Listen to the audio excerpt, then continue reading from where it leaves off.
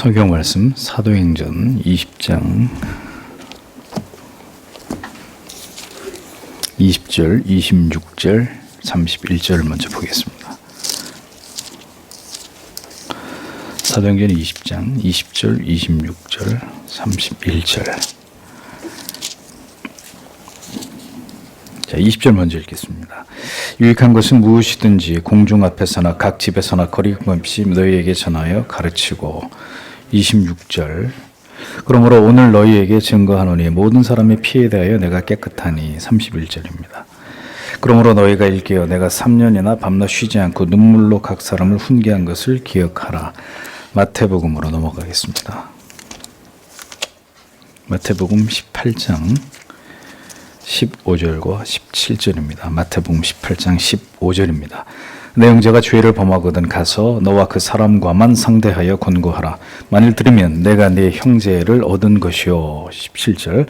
만일 그들의 말도 듣지 않거든 교회의 말하고 교회의 말도 듣지 않거든 이방인과 세리와 같이 여기라. 아멘.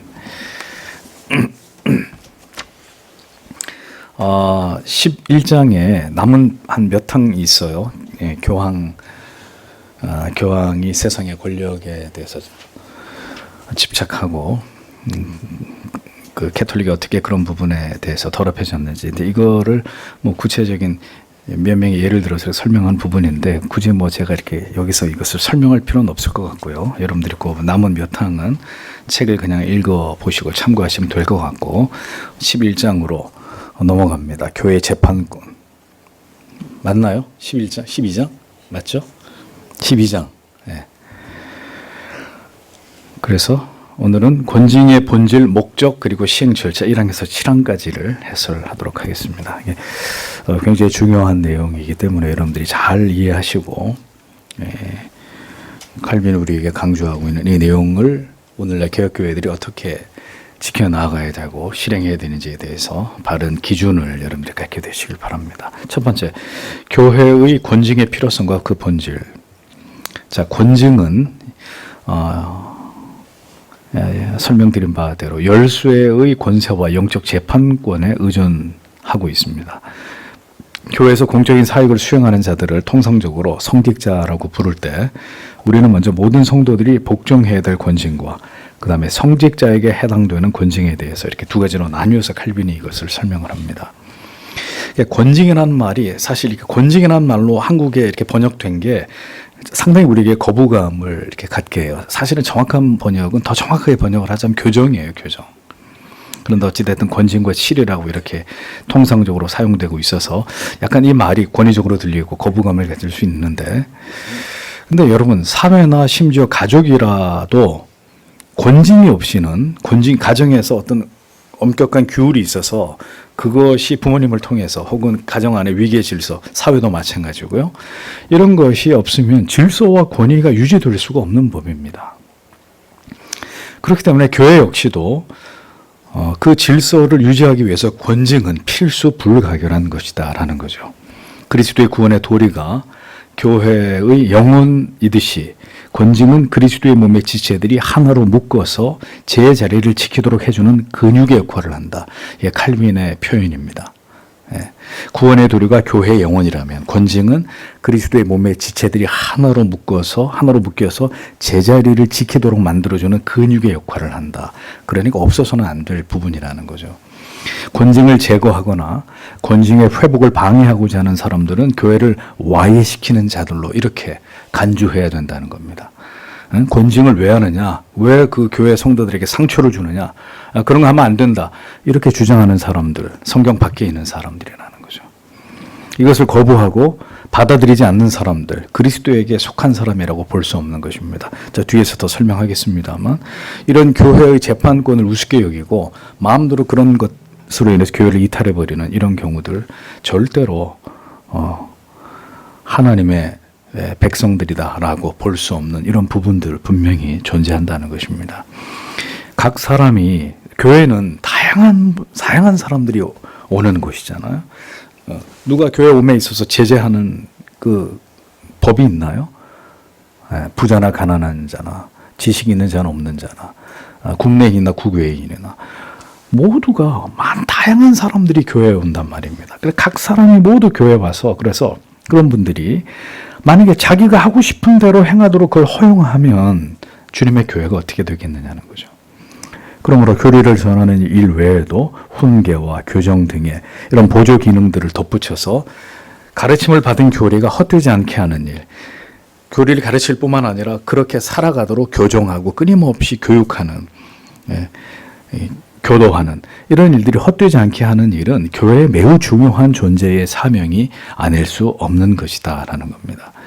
권직은 그리스도의 교회를 대적하여 일어나는 자들을 억제하고 누그러뜨리는 곱비와 같으며 별로 관심이 없는 자들에게 뜨거운 신앙의 마음을 불러일으키는 박차와 같고, 박차가 뭔지 아시죠? 이렇게 말을 타는 기수가 말에게 그 가속을 하기 위해서 기수가 신고 있는 발 뒤꿈치에 이렇게 톱니바퀴 모양으로 생겨서 그것으로 말의 옆구리를 가격을 하면 말이 더 빨리 달리게 만드는 박차와 같고, 때로 심각하게 타락해 있는 자들을 그리스도의 영으로 온유하고 부드럽게 채찍질하는 아버지의 채찍과 같은 것이다. 이렇게 칼빈이 설명을 합니다. 아버지의 회초리와 같은 것이다. 사랑하는 마음으로.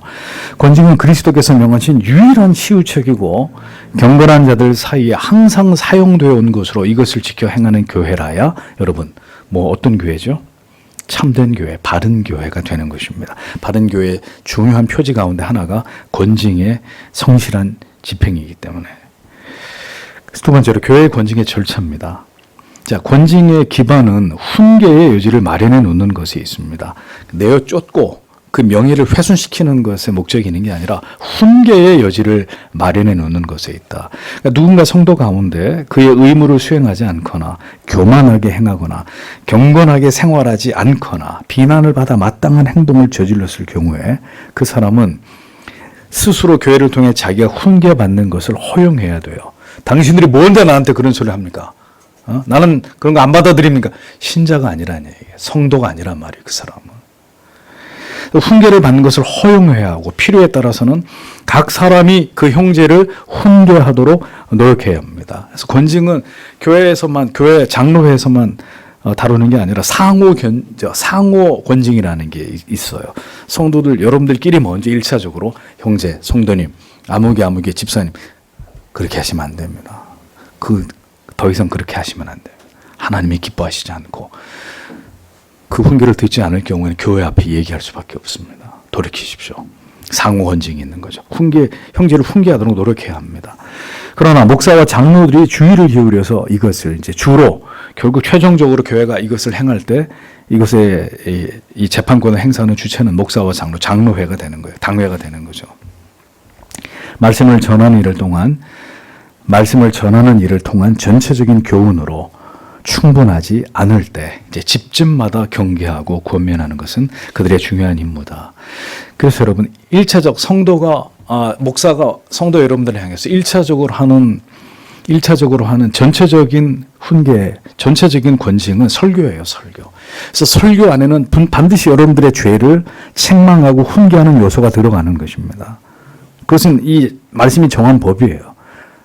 책망하고 바르게 하여 훈계하고 여러분들의 신앙을 바로 세워야 되는 것은 말씀을 전하는 전체적 교훈 가운데 반드시 나타나야 될 위로도 있고 칭찬도 있지만 반드시 전체적인 교훈을 통해서 훈계를 해야 되는데 그렇게 해도 되지 않으면 집집마다 장로님들께서 성도의 가정을 방문해서 아무개 성도님 주일을 성수하십시오.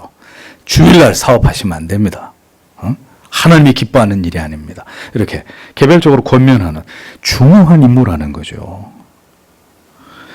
바울은 집집마다 다니면서 가르쳤고 밤낮 쉬지 않고 눈물로 각 사람을 훈계했습니다. 왜 울까요? 바울이 왜 여러분들의 목사가 왜 눈물을 흘려요? 그게 사람의 힘으로 되지 않기 때문에 할 수 있는 것은 없고 목사에게 주어진 책임은 크고 그러니 이 눈물은 약자가 흘리는 것입니다. 강자는 울지 않습니다. 절대로 눈물 흘리지 않아요. 강자는. 자기가 강하다고 믿는 절대로 울지 않습니다. 자기가 혼자 울면 울었지 사람들 앞에 눈물을 보이지 않습니다. 눈물을 보이는 것은 내가 약자라는 걸 인정하는 거예요. 눈물로 훈계를 하는 것입니다. 사람의 말로 되지 않으니까. 모든 사람의 피해에 대해서 자신이 깨끗하다고 선언했는데 이런 내용들이 다 권징, 말씀으로 권징을 행한 것을 의미하는 그런 구절들이라는 거죠. 목사가 모든 사람들에게 그리스도의 은혜를 입은 것에 대해서 모두 설명해 주고 동시에 그가 보기에 그의 가르침을 무례히 대하고 열의를 보이지 않는 자들에 대해서도 그 가르침이 지켜주도록 요구할 수 있는 권한과 수단을 목사가 가지고 있는 거예요. 하나님이 목자적 공권으로 목사를 세웠을 때 하나님이 이것을 하도록 목사에게 허락을 하시는 것입니다. 그리스도의 은혜를 입는 것에 대해서 설명해 주고 동시에 목사가 보기에 하나님의 말씀의 가르침을 무례하게 대하고 그 하나님의 말씀을 따라 사는 것에 열의를 보이지 않는 자들, 그 가르침을 지켜 그것을 행하도록 목사는 요구할 수 있는 권한, 순종하십시오. 그렇게 지켜 행하십시오. 그렇게 하면 하나님이 기뻐하지 않습니다. 돌이키십시오. 요구할 수 있는 권한과 그 다음에 수단, 권징이죠.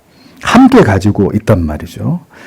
그렇게 할 때 비로소 교리가 힘과 권위를 지니게 되는 것이고 하나님의 교회를 소금에 절이듯이 하나님의 질서로 다스려 나갈 수 있는 이것이 가능해지는 것입니다. 그러니까 이 기능을 교회가 싹 빼내면 어떻게 되죠? 교회는 돗대기 시장이 되는 거예요. 오합지졸들의 모임이 되는 거죠. 전부 다 제 하고 싶은 대로 제 소견에 오른 대로 중구난방이 되어버리는 이런 무질서한 집단이 되는 거죠. 그래서 주님의 교회는 반드시 이 기능을 가지고 하나님의 말씀 아래서 목사부터 시작해서 모두가 그 하나님의 법에 복종하고 순종하게 해서 그 질서를 유지시키는 일을 대단히 중요한 것으로 여겨야 한다는 것입니다. 그러나 그렇게 목회적 공권을 집행할 때 과연 이것이 영혼을 사랑함으로 행하는 일로 여기고 그래서 기꺼이 그것을 목사는 행해야 되고 성도 여러분 입장에서는 목사가 여러분들에게 하나님의 말씀으로 책망하든지 권징을 시행하든지 당회가 이럴 때 그것이 내 영혼을 위한 일이다. 나를 사랑함으로 부모가 자식을 위해 채찍을 들듯이 회초리를 들듯이 우리를 사랑함으로 행하는 일로 여기고 기꺼이 그걸 받아들여야 되는 거죠. 그러나 그렇게 하나님의 말씀에 따가운 책망에 순종할 수 있는 그런 그리스도인들이 이 시대에 얼마나 될지에 대해서는 미지수란 말입니다. 조그만 훈계를 해도 자존심을 상해하시고 그것 때문에 교회를 떠나버리고 마는 이게 오늘 우리의 현실 아닙니까? 주님께서는 만일 누군가가 그런 권면들을 완악하게 거부한다거나 악행을 고집함으로 그러한 권면을 모욕한다는 것을 보여줄 경우에 증인들이 있는 자리에서 다시 한번 권면하고 그리고 교회 법정에 소환하라고 명하셨습니다. 즉 장로의 앞에 그 사람을 소환해서 공적인 권위로 엄히 권면함으로써 그가 교회를 존중히 여기는 경우에 굴복하고 순종하게 하셨습니다. 그렇게 굴복하지 않고 악을 고집할 경우는 그가 교회를 멸시하는 자로 여겨서 신자의 교제에서 그를 제거해라, 떼어내라고 명하셨다는 겁니다. 이렇게 엄격한 문제입니다. 그러나 이 모든 것은 그렇게까지 하는 이유는 그로 하여금 돌이켜 회개하여 다시 하나님께로 다시 공동체 안으로 돌아오게 하기 위함인 거죠. 그러나 그것을 목표하고 교회가 해야 될 모든 수단을 다 동원해서 성경이 말씀하는 재판권을 행사해서 하나님이 말씀하신 지엄한 법대로 그렇게 이행하라는 것입니다. 봐주지 말고 적당히 넘어가지 말고. 그러니 단언하건대 이 권징과 치리만 교회가 올바로 행사해도 대형교회는 될 수 없는 거예요. 대형교회는 될 수 없어요. 세 번째, 은밀한 죄와 공개적인 죄. 죄 중에는 성경이 분명히 우리에게 말씀하고 있지만 칼빈이 얘기하면 사사로운 것도 있고 공적으로 그리고 노골적으로 드러나는 것도 있다는 거죠. 사사로운 것, 잘 드러나지 않는 내가 하나님과 1대1로 범한 죄들. 그 다음에 공적이고 노골적으로 드러난 공동체 안에서 드러나버린 죄들. 있다는 것입니다. 사사로운 죄에 대해서는 주님께서 각 개인에게 말씀하시길 마태복음 18장 15절에서 너와 그 사람과만 상대하여 권고하라고 말씀하셨습니다. 내가 이준하의 죄를 알고 있다. 그러면 이준하를 불러가지고 내가 그에게만 얘기하는 거예요. 사람들한테 이준하가 이런 죄를 저질렀어. 이렇게 둘만 알고 있는 것에 대해서는 그 사람을 불러가지고 그 사람에게만 얘기를 하는 것입니다. 그걸 공적으로 사람들이 다 얘기하는 게 아니라 사사로운 죄에 대해서는 바울은 디모데에게 노골적으로 드러난 죄에 대해서 범죄한 자들을 모든 사람 앞에서 꾸짖어 나머지 사람들로 두려워하게 하라고 디모데전서 5장 29절에 말씀하셨죠. 자, 앞에는 사사로운 죄, 그 개인과 개인만 알고 있는 죄, 뒤에 있는 죄는 모두에게 다 드러나버린 죄. 각각 이 죄의 문제를 다루는 방법이 다르다는 것입니다. 마태복음 18장 15절에서 내 형제가 내게 죄를 범하거든 이라고 말씀하시는데, 여기서 내게라는 문구는 다른 사람은 모르는 상태에서 오직 너와 그만 알도록, 이런 의미로 봐야 한다고 칼빈이 주의를 하고 있는 거예요. 즉 은밀하게 당사자들끼리 해결해야 될 죄의 문제가 있다는 것입니다. 내가 그 사람 죄를 저지르는 걸 봤단 말이죠. 예를 들면 지나가다가 포장마차에서 교회 집사님이 한잔 하시는 걸 봤단 말이에요. 집사님한테 전화해서 집사님 잠깐 뵙고 드릴 말씀이 있습니다. 그래서 그 은밀히 그 둘 사이에서 먼저 1차적으로 상호 권증을 하는 거죠. 성도가 성도에게. 자, 그래서 그렇게 처리해야 될 죄의 문제가 있다. 그러나 바울 사도는 디모데에게 공개적으로 죄를 범한 자는 공개적으로 책망하라고 분명히 명합니다. 그러니까 베드로의 경우 이것을 친히 그대로 따르고 있는 것을 보여준 베드로의 예가 바로 그런 거죠. 베드로가 공개적으로 회중 앞에서 죄를 범해서 추문이 일어나게 되니까 바울이 어떻게 합니까? 베드로를 사서로이, 그래도 사도니까 명예를 지켜줘야 되니까 조용히 불러가지고 은밀하게 개인적으로 권고했습니까? 교회 앞에서 그를 공개적으로 책망하잖아요. 그러므로 권징을 시행하는 바른 지침은 은밀한 죄를 교정하기 위해서는 주께서 제시하신 단계를 따르되, 공개적인 죄에 대해서는 교회에 의해서 엄숙히 책망해서 일벌백계로 삼는 것이 바람직한 것입니다. 전에 교회에 있을 때 교회 남자 집사님께서 청년회 회장을 주차장으로 끌고 내려가서 폭력을 행사했습니다. 모든 성도들이 보는 앞에서 이렇게 너 따라 나와 이 자식아 하고 멱살 잡고, 그 청년회 회장 여기 앉아 계시는데, 그래서 그 안수 집사님을 불렀습니다. 치료를 하겠다고 얘기했습니다. 그리고 그분이 교회 앞에서 자기가 뭘 잘못했는지에 대해서 자기가 잘못한 그 회개문을 제가 작성해서, 그분이 그런 걸 할 수 있는 능력이 안 돼서 다 써드렸어요. 이대로 읽으시라고. 그래서 성도님들 앞에서 그대로 읽고 그분이 권징을 받으셨습니다. 그 이제 교회 앞에서 이렇게 모든 성도들이 보는 자리에서 일어난 일이었기 때문에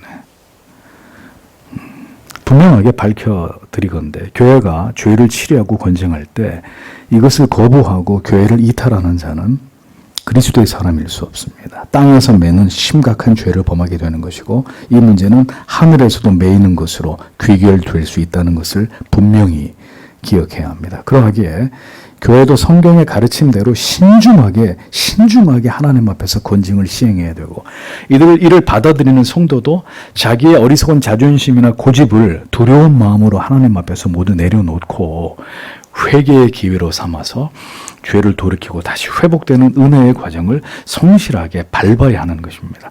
그것이 하나님의 통치를 따르는 진정한 성도의 모습입니다. 그래서 이 권징과 치리가 바르게 행해질 때 큰 하나님의 은혜의 역사가 나타나는 거예요. 많은 성도들이 그런 모습을 보고 도전을 받고 자기의 죄와 허물을 보게 되고 경계하게 되고, 그 하나님이 교회와 성도를 통치하시는 그 어미하심 앞에서 고개를 숙이게 되는 이런 유익들을 공동체, 교회 전체가 얻게 되는 것입니다. 네 번째, 가벼운 죄와 무거운 죄. 죄는 가벼운 과실과 범죄 또는 파렴치한 행위로 구분할 수 있습니다. 여기서 신자의 언행이라고 여겨지지 않을 만큼 심각한 죄에 대해서는 그 죄들을 교정하기 위해서 훈계나 책망은 물론 좀 더 지엄한 치유책을 사용해야 된다고 칼빈은 이야기를 합니다. 그래서 성경에 가장 많은 문제가 있었던 고린도 교회 같은 경우에 사도 바울이 교회 안에 성도끼리 음행을 한단 말이에요. 교회 안에서 음행하는 자들에 대해서 강하게 말로 질책하고 그 다음에 출교를 엄히 명해서 징벌한 것을 볼 수 있지 않습니까? 너희는 교회 안에서 성도와 성도끼리 음행을 저지르는 것을 지켜보고 있었냐 이거죠. 당장 그들을 내쫓아서 외인처럼 여기라고. 어떻게 하나님의 이름을 더럽히는 짓을 백주대낮에 교회 안에서 성도끼리 그런 일이 벌어지는데도 침묵하고 있었냐 이겁니다. 엄하게 책망하잖아. 그리고 내쫓아버리잖아요. 그런 자들을 그냥. 죄를 하나님의 말씀을 따라서 징계하고 책망하는 교회의 영적인 재판권, 이건 목사에게 장로회에 주신 하나님의 말씀으로 교훈하고 책망할 권한은 건전한 교리와 질서의 기틀과 성도의 하나된 연합을 지탱시켜주는 합당한 수단이라는 것입니다. 합당한 수단. 근데 이런 일을 하지 않는다고, 오늘날 교회들은. 거의 이런 일을 행하지 않아요. 서로 불편하고, 성도가 떨어져 나가고, 교회가 시끄러워지고 하지 않는 것입니다. 그냥 좋은 게 좋은 거죠, 다. 음행을 저지르거나 간음을 저지르는 교인들, 남의 것을 훔치고, 빌려놓고 갚질 않아요. 성도가 성도한테 돌 빌려놓고 갚지 않은 도둑질이잖아요. 타인의 것을 빼앗거나 위해를 강하는 강도짓 같은 교회 안에서, 성도들 사이에서, 또 다른 성도들을 선동하고 분열을 책동하고 목양 간의 신뢰를 무너뜨리는 자들, 이런 위중한 죄를 저지르는 자들과 목사와 교회의 훈계와 책망을 전혀 받아들이지 않고 임의로 이탈하는 자들, 하나님의 심판을 조롱하는 어리석은 자들을 교회 안의 성도의 교제에서 제외시키는 교회로서 결코 이것은 불합리한 처사가 아니다라고 칼빈이 분명하게 우리에게 이것을 가르칩니다. 주께서 교회에 부여하신 재판권을 행사하는 정당한 것이다. 오히려 이것을 하지 않을 때 그 교회가, 목사가, 그 당회가 책망을 받는 것이고, 성실하게 이것을 행할 때 하나님이 그 교회를 통해 일하시는 거예요. 하나님의 뜻을 드러내시는 것입니다. 하나님을 두려워하는 교회이기 때문에. 오늘날의 교회들은 사람들을 두려워한단 말입니다. 사람들이 다치는 걸 원치 않아 합니다. 상처를 입거나 사람들에게 그렇게 권징과 치료를 행하는 일에 대해서 반감을 갖습니다. 왜 그렇습니까? 교회가 인본주의로 오염이 되었기 때문에 그래요. 인본주의로. 하나님의 뜻을 받드는 일보다 사람의 편에 서서 사람들을 더 위하려고, 사람들을 더 높이려고 하기 때문입니다. 그러나 그러한 모습은 하나님 앞에서 자기들을 기만하는 것이고, 오히려 영혼을 더 죄악된 길로 행하도록 방치하는 이런 결과를 낳을 뿐인 것이죠. 교회는 반드시 공적으로 사적으로 죄를 범한 자들을 공개 혹은 비공개로 치료하고 권징하고 회개할 기회를 얻게 하고, 다시 그들을 회복시켜서 계속해서 믿음으로 나아가게 하는 그 일을 하나님 앞에서 엄격하고 신중하게 감당해 나아가야 하는 곳입니다. 교회는 사람들을 결코 높이고 죄를 지은 사람을 눈 감아주고 배려하는 것이 되어서는 안 됩니다. 그럼 그 다음부터는 그리스도가 통치하는 교회가 아닌 거예요. 겉보기에는 교회지만 교회가 아니라고요. 그거는. 이것은 죽을 병에 걸려서 병원을 찾은 사람에게 의사가 진통제 놔주면서 괜찮다고, 살 수 있다고, 문제 없다고, 다 나을 거라고 거짓말하는 거잖아요. 똑같은 악이라는 거죠. 교회의 판단이나 투표의 결과를 받아들이지 않고 그것을 하찮은 것으로 여기는 이런 사람이 없도록 하기 위해서 이 모든 교회의 결정은 주님 자신의 선고를 공포하는 것이고 하늘에서도 인정을 받은 권위다라는 것을 증거하셨습니다. 그래서 사악한 자를 반드시 정죄하라는 말씀과 회개하는 자를 반드시 다시 은혜 안으로 기꺼이 받아들이라는 말씀, 성경에 분명히 존재하는 거예요. 그러니까 분명히 잘못하면 아이에게 거둬! 하고 회초리로 피가 나도록 종아리를 때려내는 것입니다. 때리고 난 다음에 아이가 눈물을 흘리고 죄를 회개하고 엄마 아빠 용서해 주십시오 할 때는 어떻게 해요? 거기다 안티프라민을 발라주는 거죠. 아빠가 너를 미워서 그렇게 한 게 아니다. 네가 저지른 그 죄가 악한 것이기 때문에 그 죄는 악하고 무서운 거라는 걸 너에게 깨닫기 위해서 그렇게 한 것이다. 그렇게 하고 그 아이를 안아줘야 되는 것입니다. 그러니까 교회도 이것을 행할 때 사랑으로 해야 돼. 분명히 그 죄의 문제는 그렇게 해서 다루되, 그리고 다시 그가 회개하고 주님 앞에 돌아왔을 때는 변함없는 사랑으로 형제와 자매로 인정하고 받아들이고 사랑하면서 계속 함께 하나님의 나라를 향해서 나아가는 이 원리를 분명히 지켜야 된다는 것입니다. 교회는 반드시 이 맺고 푸는 권세를 이 세상에서 교회가 세워져 있는 동안에 행해야 합니다. 그것이 없이는 하나님의 교회를 올바로 세울 수 없다라는 것을 명심하셔야 되는 거죠. 5번째. 그럼 권징을 왜 하느냐 도대체. 권징의 3가지 목적입니다.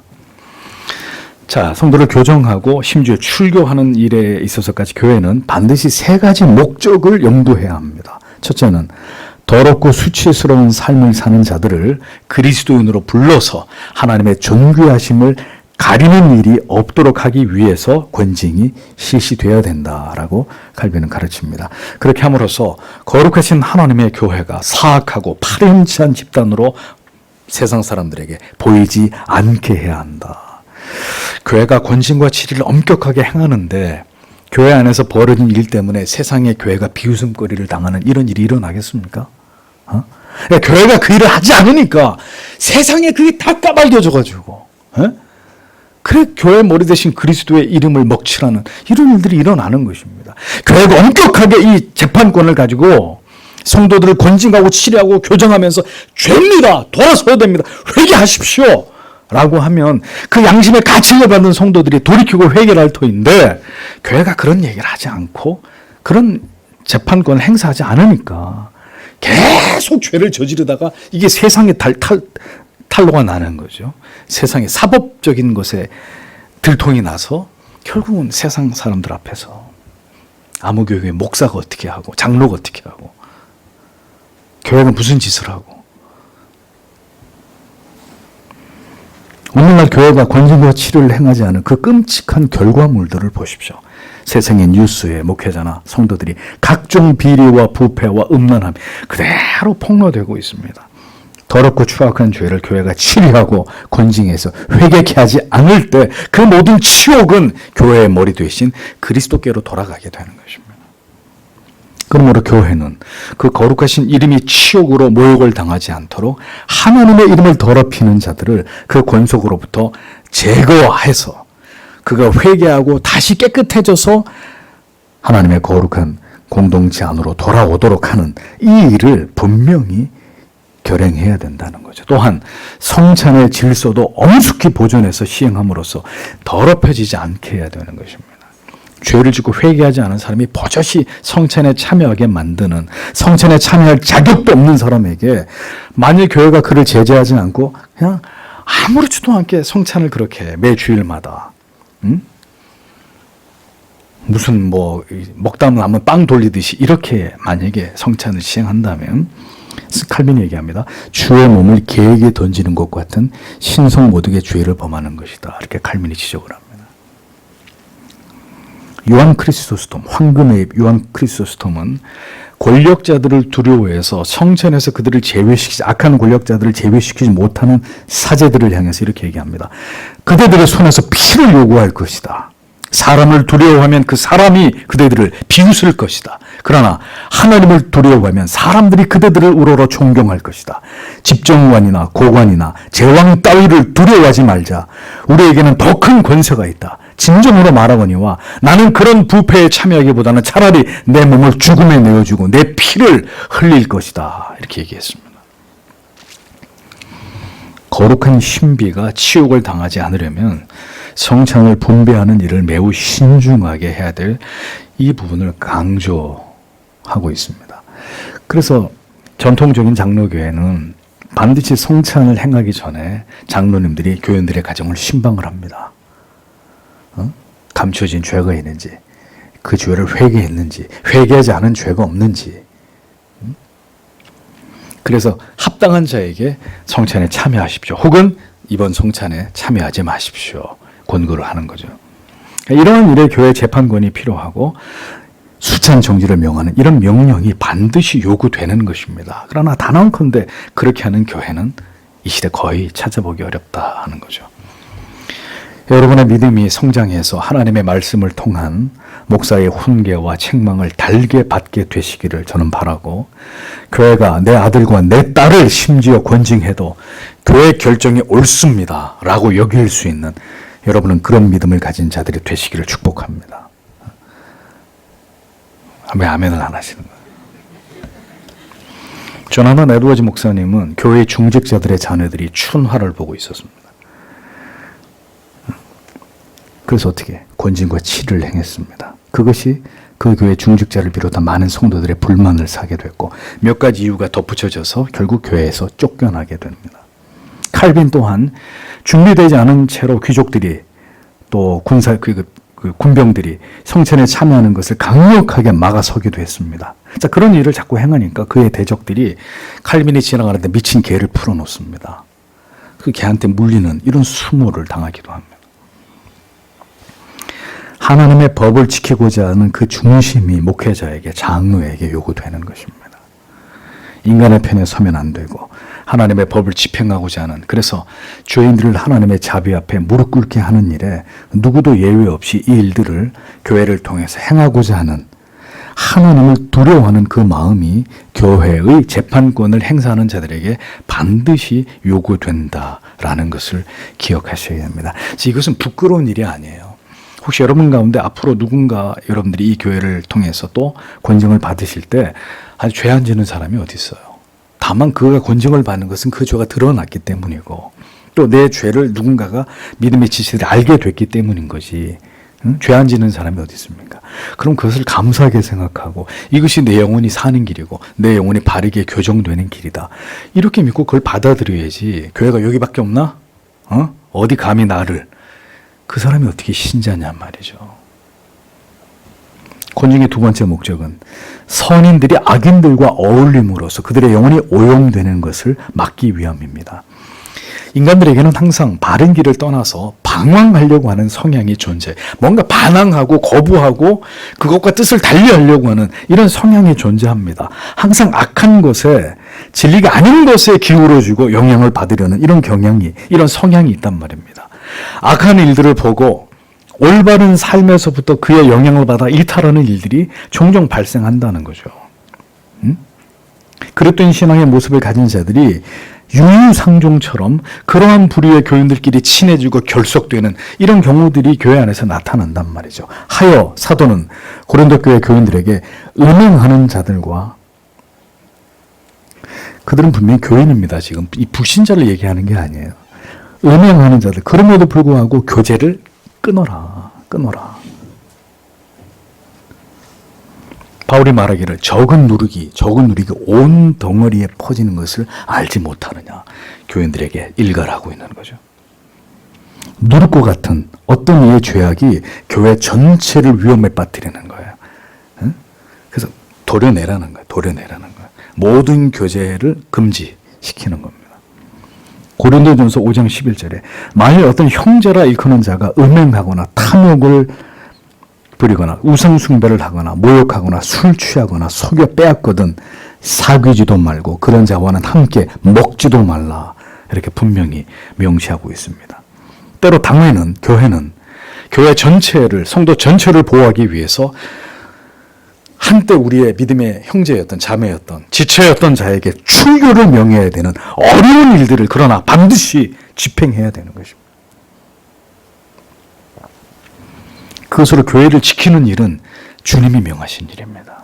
주님이 명하신 일. 그래도 어떻게 우리하고 하루 이틀을 같이 있었던 분이 아닌데, 그렇게 얘기하시려면 그건 하나님을 등지는 거죠. 하나님 말씀을 정면으로 어기겠다는 거예요. 어려운 일입니다. 어려운 일이기 때문에 목사와 장로는 그 일을 결정해야 되는 것입니다. 권징의 세 번째 목적은 자기들의 부패한 모습에 대해 부끄러움을 느끼고 그것에 압도되어 회개하도록 하기 위함입니다.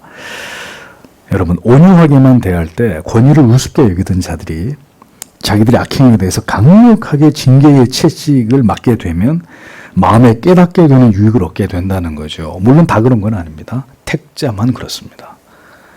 그가 택자가 아니라면 어떻게 되겠어요? 온유하게만 대해서 권위를 우습게 여기다가 강력하게 그것을 징계의 채찍으로 다스리게 되면 어떻게 되겠어요? 나가는 거죠, 뭐. 굉장히 기분 나빠하면서 나가는 겁니다. 그러니까 그것을 채찍을 맞으면서 내가 그동안에 이렇게 부드럽게 얘기할 때 내가 그게 잘못이라고 깨닫지 못했는데 이렇게 강력하게 말씀하시는 걸 보니 두려운 마음이 들고 내가 하나님 앞에 분명히 이것을 잘못됐다는 생각이 든다. 내가 하나님 앞에 회개하고 자숙해야 되겠다. 이런 마음을 먹는 것은 택한 하나님의 백성들에게나 가능한 일인 거죠. 데살로니가 후서 3장 14절은 누가 이 편지에 한 우리말을 순종치 아니하거든 그 사람을 지목하여 사귀지 말고 저로 하여금 부끄럽게 하라. 이렇게 말씀한 이유가 뭐겠습니까? 회개해서 돌이키게 하기 위함이라는 거죠. 고린도전서 5장 5절에는 이는 육신을 멸하고 영은 주 예수의 날에 구원을 받게 하려 함이라 분명히 말씀하고 있잖아요. 그러니까 일시적인 정죄의 상태에 둠으로 그로 하여금 영원한 구원에 이르게 만드는 이 거룩한 조치들이 반드시 취해져야 된다는 거예요. 그러니까 교회 밖으로 일단 내쫓는 거예요. 그래서 교회 안에 더 이상 그가 이 교회에 발을 붙이지 못하는데 당회는 계속 그 출교한 성도와 관계를 맺는 거예요. 그래서 그가 회개하도록 계속 말씀으로 권면하고 찾아가서 신방하고 일단 교회로부터 축출해 놓고 버리는 게 아니에요. 계속 그에게 권면하고 교훈해서 그가 자기의 죄를 충분히 깨닫고 외인처럼 잠시 여기나 그가 그 죄를 충분히 깨닫고 교회에 돌아와서 회중 앞에서 자기의 죄를 고백하고 용서를 하나님 앞에 회개하고 성도들에게 용서를 구할 때 교회는 기꺼이 그의 회개의 증거를 보고 받아들여야 되는 것입니다. 그렇게 되겠지. 그러니까 구원에서 끊어내지 않도록 교회에서 잠시 그를 쫓아내는 반드시 필요하다는 것입니다. 이런 조치들이. 그런데 아무도 이런 조치에 순종하지 않아요. 다 그냥 도망을 치고 말죠. 때로 권징을 받는 자와 성도들이 교제를 금하는 것은 다른 성도들에게 교제를 금하는 것은 다른 이유가 아니라 그가 자기의 행위를 돌아보아서 깊이 회개하기 위함이라는 것을 분명히 아셔야 합니다. 교제를 금했는데 이제 어떤 일이 또 벌어지죠? 교제를 금했는데 이 성경의 가르침에 벗어나서 계속 교제를 합니다. 분명히 교제하지 말라 그랬는데 또 가서 교제를 합니다. 이건 하나님의 명령을 어기는 것이고 또 다른 차원의 죄가 되는 거예요. 그러니까 제발 우리가 하나님의 말씀으로부터 오버하면 안 돼요. 우리의 생각을 거기다 더 끼워 넣어서 이렇게 해도 되겠지. 그래도 어떻게 그렇게 하나. 이제 이런 것들이 하나님의 말씀으로부터 우리를 멀리 떠나가게 하는 것이고 불순종하는 것이고 교회를 어지럽히는 일이 되는 것입니다. 회개할 기회를 얻게 하기 위해서 거리를 두는 것은 이 역시 그 영혼을 궁극에는 사랑하기 때문이에요. 교회는 이러한 원리들을 분명하게 지키고 성도들 또한 그것을 지켜 하나님의 뜻을 이루는 일에 협력하는 것이 바람직한 일이 아닐 수 없는 것이죠. 부디 교회들이 이 같은 성숙한 일들을 그리스도 안에서 올바로 행하게 되기를 우리는 소망해야 합니다. 어렸을 때 그런 일 많았잖아요. 잘못한 거 있으면 아버지가 저녁 굶어! 네 방에 들어가! 나오지 마! 충분히 네 죄가 뭘 잘못했는지 네가 생각하고 회개하고 반성했으면 그때 나와! 그렇게 하잖아요. 뭐 여러분들 안 당해보신 것처럼 그러시네. 그러면 이제 아버지의 지엄한 명령이 떨어졌기 때문에 밥을 주면 안 된다고요. 근데 몰래 형이, 누나가, 어머니가 밥상 들고 들어가다 주지 말랬는데 왜 그 밥을 주냐고. 이런 야단을 맞기도 하고. 그리고 이제 다 이제 정말 이제 다 회개하고 막 눈이 이렇게 부어가지고 울고 막 그래가지고 밤에 이제 나오면 어머니가 이제 몰래 밤 12시에 밥 차려가지고 그게 맞는 거예요. 그게 맞는 거라고요, 그게. 그게 진짜 가정이에요. 하나님이 기뻐하는 교회고. 근데 그런 게 다 없어져 버렸단 말이죠. 좋은 게 아닙니다.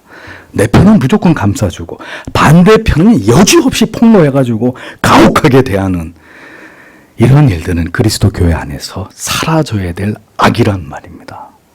6번째, 권징의 실제적인 시행 방법. 공적인 죄와 사적인 죄가 분명히 존재한다는 것을 우리가 이거 여러 번 말씀드리고 있습니다. 기억해야 됩니다. 공적인 죄는 한두 사람이 목격한 죄가 아니라 공개적으로 행해져서 교회 전체에 무리를 일으킨 죄를 뜻한다라는 거죠. 은밀한 죄는 사람들이 전혀 알지 못하는 가운데 저지르는 죄가 아니라 완전히 감추어지지도 드러난 것도 아닌 이런 중간적인 죄를 말한다고 칼빈이 얘기해요. 자, 설명드리겠습니다. 그러니까 공적인 죄는 주님께서 제시하신 절차를 따라야 됩니다. 그러니까 그런 죄가 드러나면 교회는 죄인을 소환해서 과실에 따라서 교정, 즉 권징을 행하면 됩니다. 그런데 은밀한 죄는 누가 죄를 짓고 있다는 것을 여러분 가운데 누구는 알고 있는 거예요. 그러니까 교회 전체에 드러나진 않았어도 누군가가 죄를 짓고 있다는 걸 소수의 성도들이 지금 알고 있단 말입니다. 교회는 드러나지 않았어요. 그럴 경우에는 또 주의 가르침을 따라야 합니다. 어떻게 해요? 두세 사람이, 그것을 알고 있는 두세 사람이 찾아가서 그 사람에게 설득하고 권면하는 거예요. 그런데 그렇게 했을 때 그분이 고맙습니다. 저를 위해서 이렇게 찾아와서 이런 말씀을 해주셔서 제가 깊이 하나님 앞에 회개하고 돌이키겠습니다. 이게 제일 좋은 그림인데 이 사람이 고집을 부리는 거예요. 내가 뭘 잘못했다고 당신들이 와서 지금 나한테 듣기 싫다고 나 가라고 고집을 부립니다. 자, 이러면 어떻게 해요? 교회 장로들에게 이제 이 사실을 알리는 것입니다. 그러면 이제 교회가 그 문제에 개입하게 되는 것입니다. 이제 그렇게 되면 이제 교회 앞에서 이 문제를 치리하게 되고 죄의 경중에 따라서 경무한 죄는 견책과 근신으로 부드러운 말로 책망함으로 그가 완악해지거나 혼란에 빠지지 않도록 스스로 이러한 책망을 통해서 교정을 받았다는 것을 감사하게 이렇게 이제 해야 되는 것입니다. 그런데 은밀한 죄라 할지라도 그 죄가 파렴치한 죄예요. 이 그냥 넘어갈 수 없는 중대한 죄란 말이죠. 그러면 더 엄한 치유책을 교회가, 당회가 강구해야 되는 것입니다. 만약 악행으로 그 악의 드러남이 심각해서 이제는 교회에 해를 끼친 경우라면 이제 말로만 징계할 수는 없고 회개함을 확실히 보여줄 때까지 결국 수찬정지, 출교 이전에 가장 강력한 조치, 수찬정지의 조치를 취해야 된다고 이야기하는 것입니다. 그래서 바울은 교회 내에서 음행을 행한 자들은 말로만 꾸짖지 않았습니다. 내쫓았단 말이에요. 출교를 시켰단 말이죠. 그런 죄를 오래도록 방치한 고린도 교회의 성도들 그리고 책망했습니다. 교회가 거룩하고 순결할수록 이런 권징과 치료는 분명하게 이루어지고 지켜졌었습니다.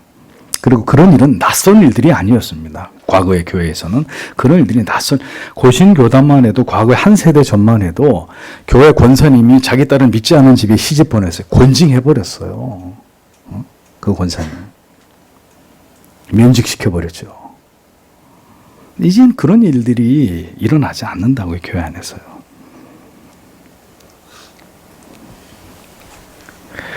성찬에 참여하지 못하는 벌을 받고 그로 인해서 하나님 앞에서 자신을 낮추고 회개하였음을 증언하게 하기도 했습니다. 회개를 표시하는 엄숙한 의식도 고대교회에서 행해졌습니다. 이런 일들은 은혜 가운데 잘 이루어질 때 회개하는 성도를 고대교회에서는 다시 안수하면서 은혜 가운데로 다시 회복시키는 이런 일들을 당회가 했어요. 그래서 그런 과정을 키프리아누스는 평화라고 부르기도 했다라고 칼빈이 이야기를 하지 않습니까? 일정 기간 회개를 명하고 이후 대중 앞에서 회개를 고백하고 감독과 성직자의 안수를 통해서 다시 성찬에 참여할 자격을 획득하는 일들이 과거 교회에서 시행되었다는 거죠. 그리고 그러한 일들은 언제나 성도들의 동의하에 이루어졌다. 참으로 성숙한 교회 모습이 아닐 수 없는 거죠. 여러분, 이런 것을 지켜나갈 수 있는 교회가 얼마나 되겠냐고요. 얼마나 되겠냐고요. 7번째, 마지막으로 권징의 대상에는 예외가 없음. 권징의 대상에는 제외되는 자들이 없습니다. 군주에서부터 평민에 이르기까지 모두 복종해야 되는 것입니다. 그래서 테오도시우스 황제는 데살로니가에서 저지른 그 사륙으로 인해서 교부 암브로시우스에 의해서 성찬 참여권을 박탈당했습니다. 황제가. 그래서 그는 왕의 모든 장식물들을 던져버리고 교회당에서 자기의 죄에서 공적으로 애곡하고 탄식하고 눈물로 용서를 간청했습니다. 위대한 왕이라 할지라도 만왕의 왕이신 그리스도 앞에서 무릎을 꿇고 죄를 회개하고 용서를 구하는 것을 치욕으로 여기지 않는 그게 진정한 신앙의 모습이 아닐까요? 오늘날 그런 왕이 한 나라를 이끌어간다면 그 나라가 어떻게 되겠습니까? 교회의 판단을, 목사의 책망을 불쾌하게 여기지 않는 신앙의 태도. 왕이라도, 한 나라의 대표라도 하나님께서 그에게 원하시는 것은 바로 그와 같은 모습이라는 거죠. 내가 왕인데, 내가 이 대기업의 회장인데, 내가 국회의원인데, 어디 목사가 나한테 지금 누가 오라 그랬어요? 언제 교회? 그런 사람들? 왔으면 하나님의 통치 앞에 자기가 사회적으로 누리고 있는 모든 거 다 내려놓고 성도로 하나님의 권위와 질서에 복종을 해야 그가 신자죠. 꼭 선거철 되면 말입니다. 뒤에 들어와가지고 보좌관 데리고 앉아서 어디서 요즘에 나오지도 않은 옛날 성경책 들고 와가지고 앉아가지고 예배 드리고 인사 좀 어떻게 좀 한번 이런 사람들 꼭 있었어요. 내가 전에 다닌 교회에도. 제가 담임 목사 같으면 절대로 인사 안 시킵니다. 안녕히 돌아가시라고. 아무리 높은 지위에 있는 사람이라도 사제는 목사는 그의 죄를 책망하고 훈계할 수 있어야 합니다. 왜냐하면 그도 하나님 앞에선 한 사람의 양에 지나지 않습니다. 그가 회개하지 않는다면 하나님의 지엄한 벌을 받을 수밖에 없기 때문입니다. 이 시대 모두 꿈 같은 이야기입니다. 권징과 치리를 거부하고 목사에게 대항하고 교회 무리를 일으키고 교회를 이탈하는 자들, 오늘 이 시대 대부분의 교회들이 그런 모습을 갖지 않습니까? 참으로 안타까운 시대입니다. 목사가 여러분의 죄를 묵인하지 말아야 하나님께서 여러분들의 죄를 용서하실 것입니다. 재판권을 행사할 때는 그 일의 소수에 의해서만 그게 독단적으로 정치적으로 이루어져서는 안 되고 교회가 그 모든 일을 알고 승인하는 절차가 반드시 필요하단 말입니다. 이렇게 그 치리 과정이 결정되지 않음으로 인해서 몇몇 사람들의 사사로운 생각으로 그 일이 불공정하게 증인도 없고 보호자로 그 과정을 참관하는 사람도 없이 불의하고 이것이 정치적으로 그렇게 행해진다면 하나님이 보시기에 심히 악한 일이 되는 거예요. 악한 일. 이러한 모든 처리 과정 하나하나에 모두 그리스도의 임재를 드러내는 그런 진지함으로 이 모든 일들이 시행되어야 하고 그리스도께서 친히 그 법정에서 그 일을 주도하고 계심을 한치의 의심도 없이 교회는 그것을 의식하면서 이러한 일들을 집행해야 한다는 것입니다. 보십시오, 성도 여러분. 바른 교회라는 이 타이틀이 그냥 아무 교회나 붙여지는 게 아니라고. 성경과 교리가 얘기하는 바른 교회라고 할 때 그 바른 교회라는 타이틀이 그냥 십자가만 걸어놓으면 뭐 아무개 교회라고만 써있으면 이게 모두가 다 바른 교회냐? 오늘 이 칼날 같은 이 권징과 치리의 이 원리들을 받아들이고 그래서 시행하지 않는다면 바른 교회가 아닌 거예요. 부디 서교 장로교회를 비롯한 이 땅의 모든 거룩한 교회들이 이 모든 성경의 도리를 곧게 지켜나가므로 바른 교회들로 어용 교회들이 아니라 정말 그리스도께서 인정하시고 기뻐하시는 바른 교회들로 세워질 수 있기를 성도 여러분, 우린 기도해야 합니다. 그리고 그 일이 나에게도 닥칠 수 있다. 그런 일이 여러분들에게 없기를 바라지만 여러분들이 치리를 권징을 받아야 되는 일이 생긴다고 할 때 여러분 절대 사람의 생각대로 그렇게 치우치지 마시고 두려우신 하나님의 눈앞에서 교회가 여러분들을 살리기 위해서 여러분들을 회개케 하고 돌이키게 하기 위해서 행하는 그것을 마치 수술대 위에 환자가 벌거벗고 의사 양반 나를 살려주시오 하고 수술대 위에 눕듯이 하나님 앞에 모든 것을 맡기고 그 과정을 성실하게 이행하는 것입니다. 그럴 때 하나님이 그 모든 것을 통해 영광을 받으시고 그의 명예를 하나님이 보존하시고 하나님의 선한 뜻을 그 교회를 통해서 이루어 가시지 않겠습니까? 그러니까 교회가 그것을 지키려고 해야 되는 것입니다. 어떤 대가를 치르고라도. 우리의 교회가 그런 교회가 되기를 원하고 이 땅의 교회들이 이 중요한 원리를 지켜 행할 수 있는 교회 되게 해 주시기를 오늘도 다 함께 하나님 앞에 간절히 기도하기를 원합니다. 기도하겠습니다. 주님